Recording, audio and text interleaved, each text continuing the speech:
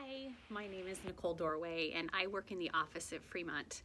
I've grown up at Fremont since I was born, not in the office, but at Fremont Presbyterian Church, and been there my whole life. So I'm excited that you're joining me today. This is day 8 of our Advent journey here. And I'm going to get to talk to you about Abraham and Isaac. And this comes from Genesis chapter 22, so towards the beginning of the Bible. But before I start that story, I'm going to share with you a verse from the New Testament. This comes from Galatians chapter 3, verse 7. And it says, "Know then that it is those of faith who are sons of Abraham."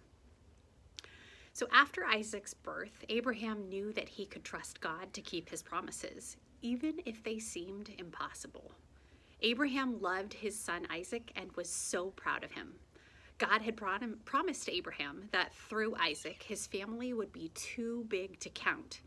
And God had promised that the whole earth would be blessed through Abraham's family. Then something really confusing happened. God told Abraham that his son Isaac needed to be a sacrifice for Abraham's sin. Not a lamb or a goat or a dove or any other animal that they were used to, but Isaac, his promised son. Abraham had waited so long for Isaac, for his son. Would God really take him away? But Abraham believed, knew that God was good, and he trusted God. So he took Isaac to the place that God had told him about, Mount Moriah. Abraham had told his servants that he and Isaac would go up to the top of the mountain, they would worship God, and then they would come back down. And as they hiked up the mountain, Isaac asked his dad, "Hey, Dad, where's the animal for the sacrifice?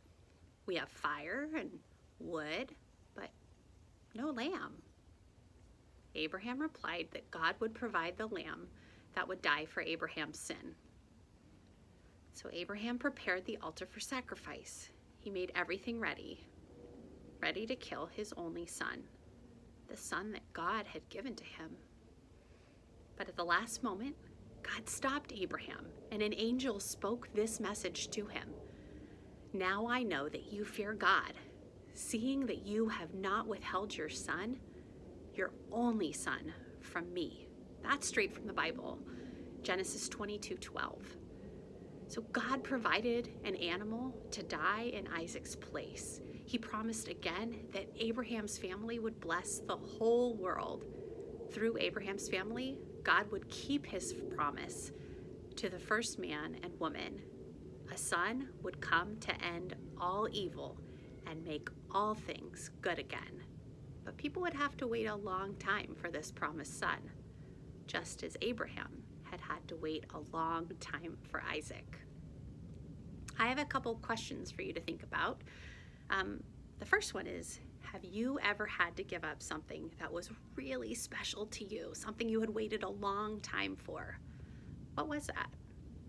How did that make you feel when you had to give that up? Thanks for letting me share with you today. Have a great day.